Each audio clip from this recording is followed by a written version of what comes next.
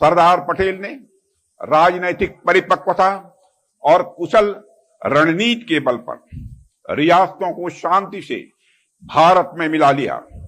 भारत और भारत के लोग सदैव सरदार पटेल जी के ऋणी रहेंगे मेरे बहनों भाइयों, यह मैं विश्वास के साथ कह सकता हूं।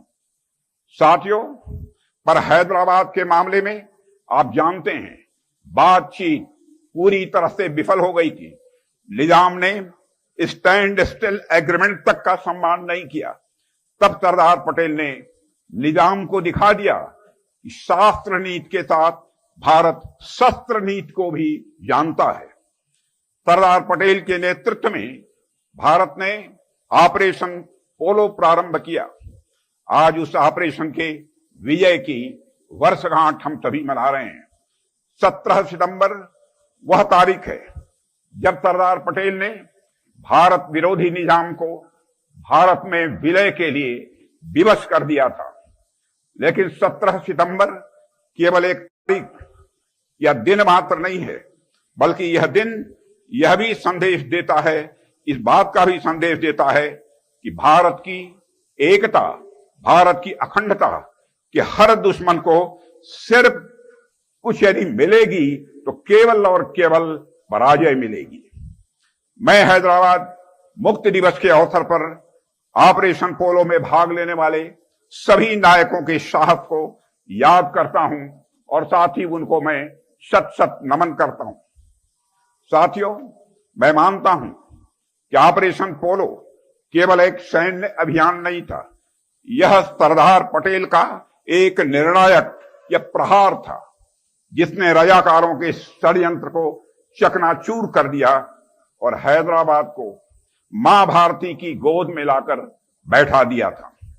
बेहद अफसोस की बात है कि आजादी के बाद 7 दशकों तक इस ऐतिहासिक घटना को याद करने और उसे उचित सम्मान देने का काम जो सरकारों के द्वारा किया जाना चाहिए था वह नहीं किया गया।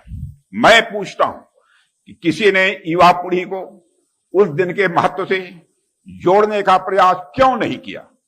क्योंकि पिछली सरकारें अपनी तुष्टीकरण की नीतियों में फंसी रही और डर के कारण इस दिन को मनाने से भी लगातार वह बचती रही है। भाइयों और बहनों, क्या यह सच नहीं है कि रजाकारों ने एक समुदाय हिंदुओं पर सबसे भीषण अत्याचार किए? हिंदू और मुसलमान, चाहे किसी भी धर्म का मानने वाला कोई भी क्यों न हो, भारत ने कभी भी किसी के साथ कोई भेदभाव नहीं दिखा। हमारे देश के ऋषि और मनीषियों ने सारे विश्व को यही संदेश दिया है कि यत् पिंडे तत् ब्रह्मांडे, जो पिंड में है वही ब्रह्मांड में है, जो जड़ में है वही चेतन में है, जो छोटे में है वही बड़े में है, जो सूक्ष्म में है वही विवर्त में है, जो मेरे में है वही तेरे में है।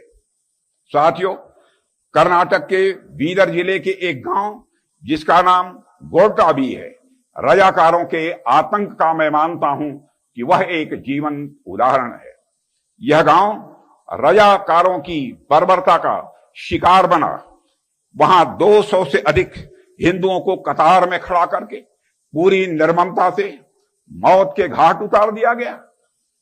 गांव की बहनों और माताओं की अस्मिता को तार तार किया गया। लूटपाट और हिंसा का तांडव हुआ। उस समय रजाकारों की एक कहावत भी प्रचलित थी कि बामन को लूटो, बनियों को काटो, आपस में सब बांटो। पूरे समाज की एकता को वह तार तार कर देने पर आमादा थे। रजाकार किसी भी सभ्य जीवन के मूल्यों के खिलाफ लगातार वह खड़े थे। मैं कहना चाहता हूं मेरे बहनों भाइयों, रजाकारों का आतंक लगभग पहलगाम के आतंक के समान ही था, जहां लोगों से धर्म पूछकर उन्हें मारा गया। पहलगाम में हुआ आतंकी हमला भी रजाकारों की तरह भारत के सामाजिक सौहार्द पर एक करारा प्रहार था मेरे बहनों भाइयों। लेकिन जैसे 1948 में रजाकारों की साजिश पटेल की लौह इच्छा शक्ति के आगे ढह गई थी, वैसे ही आज भी पाकिस्तान प्रायोजित आतंकवाद और उसके एजेंट भी असफल हुए हैं। भारत ने इस हमले का करारा जवाब दिया है। हमने यह साबित कर दिया है ऑपरेशन सिंदूर के माध्यम से कि भारत की संस्कृति हजारों वर्षों से विभिन्नताओं को जोड़ती आई है और यही हमारे भारत की सबसे बड़ी ताकत है। मैं स्पष्ट कहना चाहता हूं मेरे बहनों भाइयों कि जब हम रजाकारों की बात करते हैं तो हमारा आशय किसी समुदाय के लोगों से नहीं है, क्योंकि 21 अगस्त 1948 को जब उर्दू दैनिक इमरोज के संपादक पत्रकार शुएबुल्लाह खान ने निजाम से भारत में विलय की मांग का समर्थन किया तो रजाकारों ने उनके भी हाथ काट डाले थे मुस्लिम होने के बावजूद, और उन पर गोलियां भी दागी थी। अगले ही दिन उनकी मौत हो गई। यह घटना इस बात का प्रमाण है मेरे साथियों कि रजाकार केवल हिंदुओं के ही नहीं बल्कि भारत समर्थक हर आवाज के वह दुश्मन थे। इसलिए जब हम रजाकारों की बात करते हैं तो हमारा मतलब उस सोच से है जो भारत की आत्मा के खिलाफ है, जो सर्वधर्म समभाव के विचार को नहीं मानती है।